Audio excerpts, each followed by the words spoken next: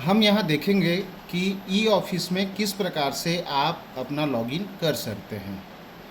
E office में login करने के लिए दो प्रकार की विधियां हैं जो आपको ग्रुप के माध्यम से एक पन्ना शेयर किया गया था जिसमें विधि लिखी हुई थी, जिसमें अगर आपके यहाँ एनआईसी का नेटवर्क है तो आप eoffice-district.cg.gov.in पर जा कर के अपने आईडी पर लॉगिन कर सकते हैं।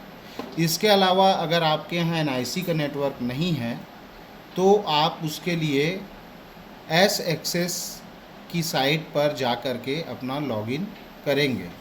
पर उससे पहले जो आपको एनआईसी के द्वारा ईमेल आईडी प्राप्त हुआ है उस ईमेल आईडी को आप एक्टिवेट करेंगे। एक्टिवेट करने के लिए आपके द्वारा एनआईसी से जो ईमेल आईडी आपको प्राप्त हुई है उसको mail.gov.in वेबसाइट पर जाएंगे और email.gov.in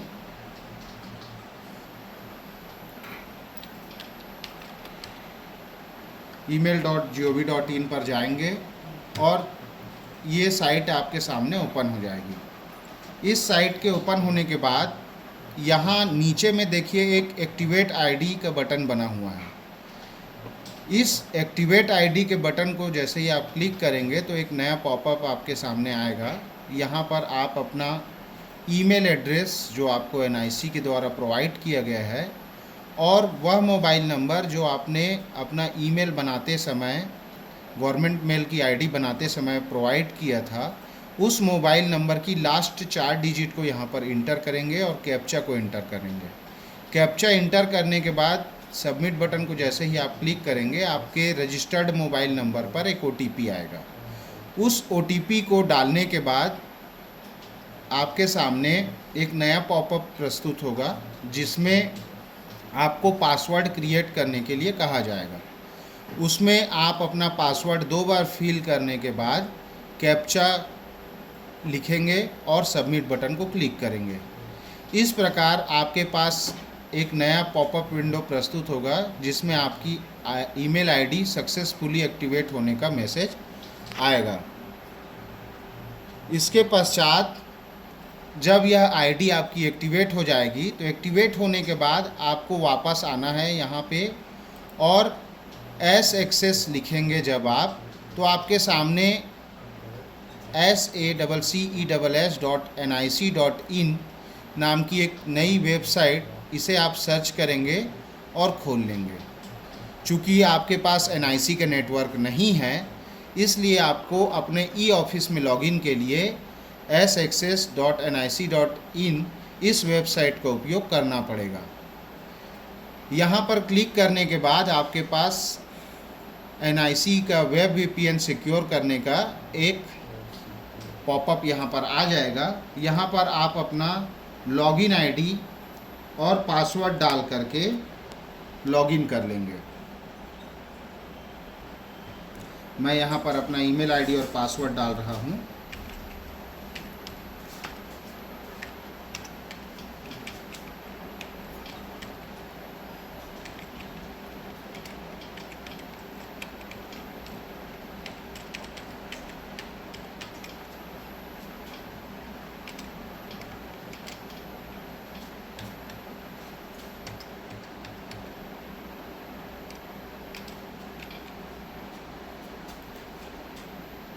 और जैसे ही मैंने ये क्लिक किया देखिए मेरे मोबाइल पर एक ओटीपी प्राप्त हुआ है।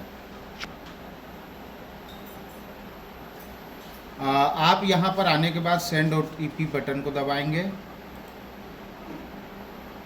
अब मेरे मोबाइल पे ओटीपी आया होगा जिसे मैं यहाँ पर इंटर करूँगा। 1 मिनट, चलो अब यहाँ पर हम अपना ओटीपी फिल कर लेंगे।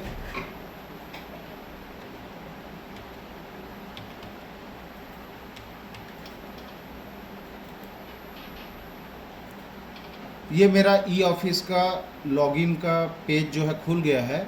इसमें ये आप ध्यान देंगे कि इसमें ई ऑफिस डिस्ट्रिक्ट को मैं चुनूँगा और इसको चुनने के बाद मेरा जो ई ऑफिस का साइट है वो ओपन हो जाएगा। अब इसमें परिचय में मैं क्लिक करूंगा। अगला लॉगिन करने के लिए परिचय के माध्यम से फिर से मैं ईमेल आईडी और पासवर्ड इसमें डालूंगा, तब मेरा ई ऑफिस का लॉगिन होगा।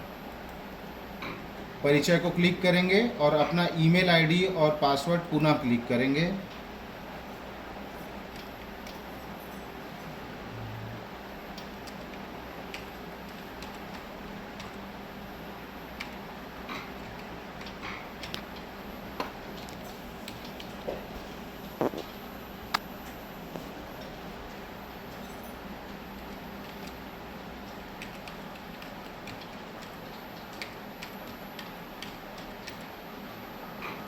पासवर्ड डालेंगे।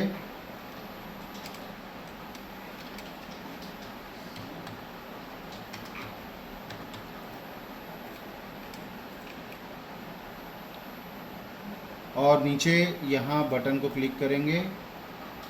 फर्स्ट टाइम लॉगिन में आपको अपने पूरे ईमेल आईडी और पासवर्ड को डालना ज़रूरी है।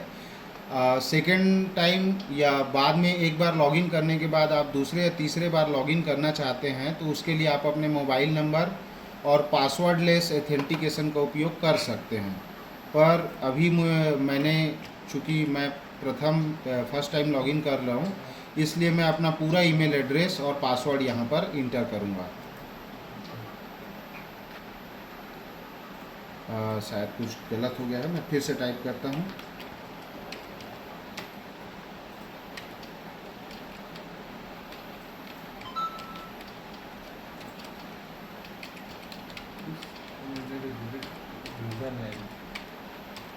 यूजरनेम क्या होगा भाई?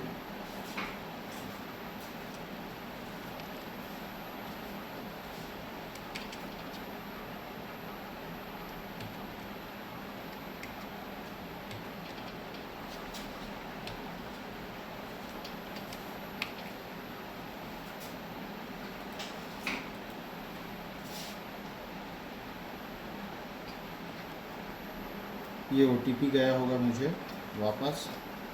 मैं इस OTP को इंटर करूँगा।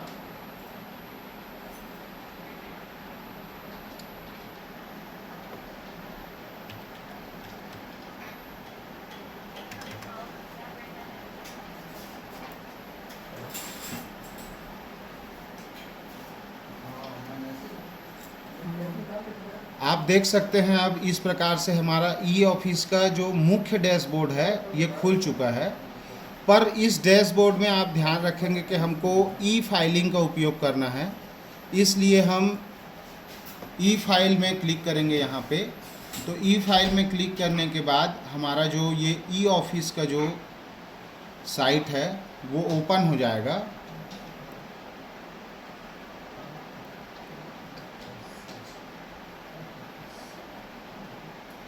अब इस प्रकार से हम अपने ई ऑफिस में सक्सेसफुली लॉगिन हो चुके हैं और अपने काम को यहाँ से चालू कर सकते हैं। इसमें जैसे कि आपको पहले बताया गया है कि सबसे पहले यहाँ पे रिसिप्ट का सेक्शन होता है, रिसिप्ट के सेक्शन के बाद फाइल का सेक्शन होता है, फाइल के बाद इशू का सेक्शन होता है। तो रिसिप्ट वाले सेक्शन में जो भी हमारे पास लेटर आएंगे उसका एंट्री हम रिसिप्ट सेक्शन में करेंगे। नोट शीट और लेटर आदि बनाने के लिए और उसको जारी करने के लिए हम फाइल सेक्शन का उपयोग करेंगे और लेटर को डिस्पैच करने के लिए हम इशू सेक्शन का उपयोग करेंगे। आशा करता हूँ आपको ये वीडियो पूरी तरह से ई ऑफिस में लॉगिन करने का जो हमने बनाया है वो समझ में आया होगा। अन्य किसी प्रकार की समस्या आपको होती है तो हमारे जिला कार्यालय में आप संपर्क कर सकते हैं। धन्यवाद।